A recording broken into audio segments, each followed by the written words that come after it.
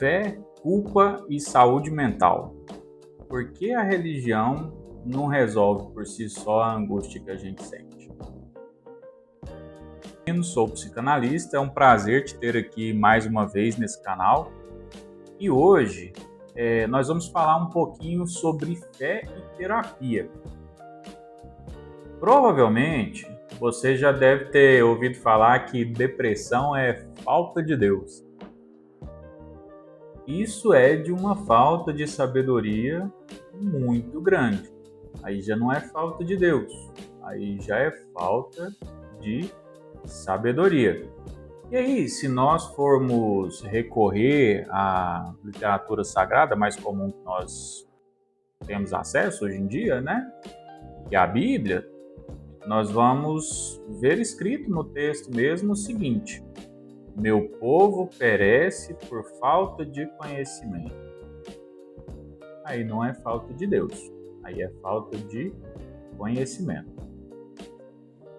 E nesse vídeo eu queria te dizer, como alguém que transita pela psicanálise e pelo universo da fé, que não é falta de Deus.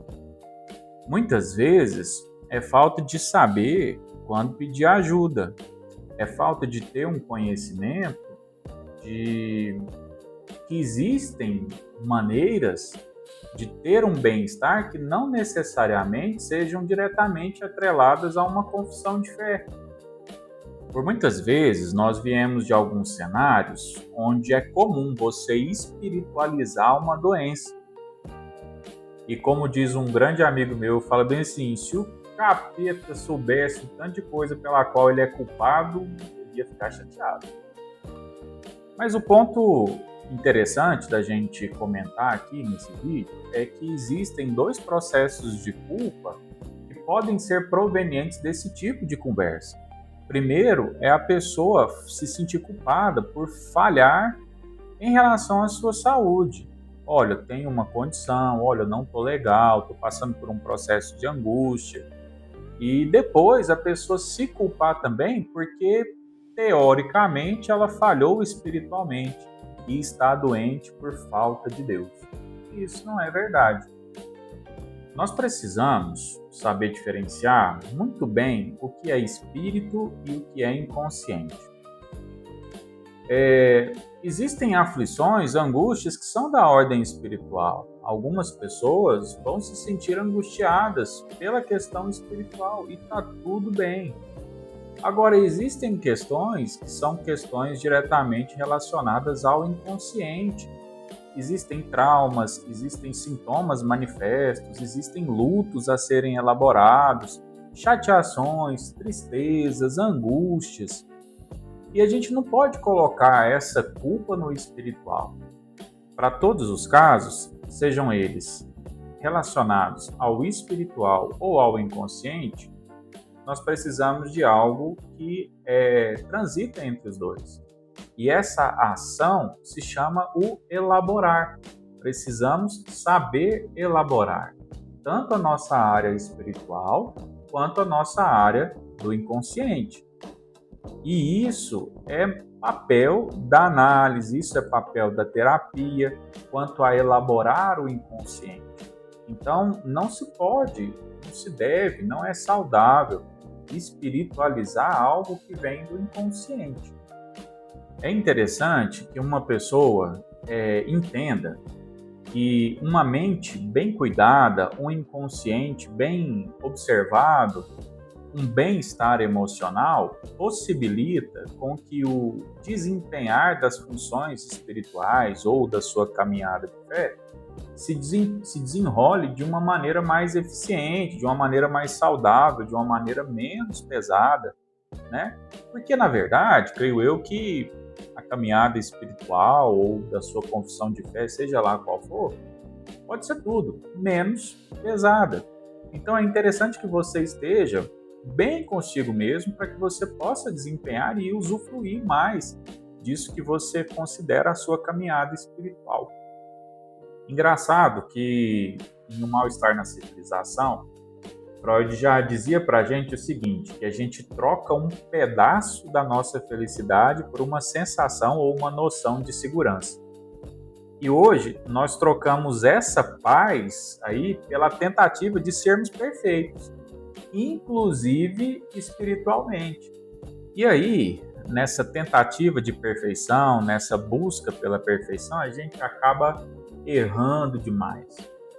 Lá em O Ego e o Id, de 1923, Freud ele tenta explicar para nós, né, de uma maneira muito assertiva, inclusive, que o inconsciente ele não é nem ético e nem religioso.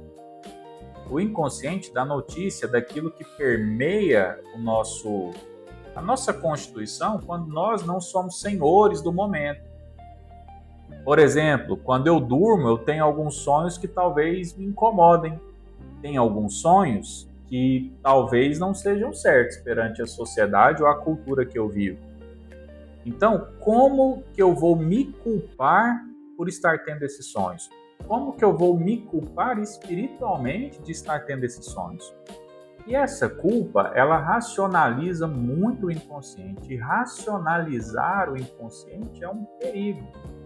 E engraçado que se a gente for pegar um outro grande psicanalista como referência, nós vamos chegar lá em Lacan. E aí, lá em Lacan, no Seminário 11, ele vai falar sobre a demanda do outro. Lacan tem uma frase muito conhecida que diz assim, que o desejo do homem é o desejo do outro. Então, muitas vezes, quando somos pautados na aceitação, quando somos pautados em ter a aprovação do outro, seja isso em uma comunidade religiosa, social ou qualquer outra que seja, nós acabamos à mercê do desejo do outro. O que é que o outro considera válido para que eu possa executar e ter a aprovação dele? E isso vai gerando em nós uma certa angústia. Angústia essa que, com o passar do tempo, se for fomentada diariamente, acaba se tornando algo insustentável, difícil de carregar. Porque, afinal de contas, a minha espiritualidade nesse ponto, se estamos aqui falando de uma comunidade religiosa, ela começa a depender da espiritualidade do outro, que talvez nem é tão estabelecida assim. Então eu acabo trazendo para a minha vida uma certa angústia. Que angústia é essa? É aquela angústia de querer ser bem aceito, de querer ser perfeito, de querer ser espiritualmente perfeito e ser validado sendo tudo isso. E isso é uma grande mentira. Isso é um grande peso. Isso é uma grande dificuldade.